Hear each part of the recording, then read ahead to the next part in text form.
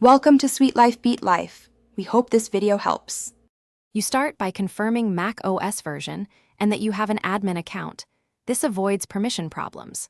Once done, plug the MacBook into power if you plan to change adapter-specific sleep rules, and open System Settings or System Preferences immediately. You'll navigate to Lock Screen or Battery/Energy Saver next, so keep the window open. Make sure to note whether you're on battery versus plugged-in. Changes can apply separately. Now move to the battery or display sleep controls to take action. You'll now change the timers. In battery or energy saver, set display sleep and computer sleep to never for the appropriate profile. This prevents automatic sleeping. Once done, disable options like put hard disks to sleep and enable power nap because they can trigger background sleep behaviors. If you only need temporary prevention, enable a hot corner for never sleep or run caffeinate in terminal.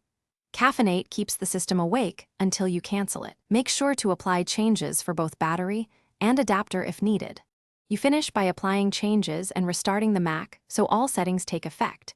This resolves many lingering sleep issues. If sleep continues, check for apps holding or forcing sleep using terminal. Run PMSetG assertions to see power assertions and quit offending apps. If hardware-level sleeping persists, reset NVRAM or the SMC following Apple's instructions.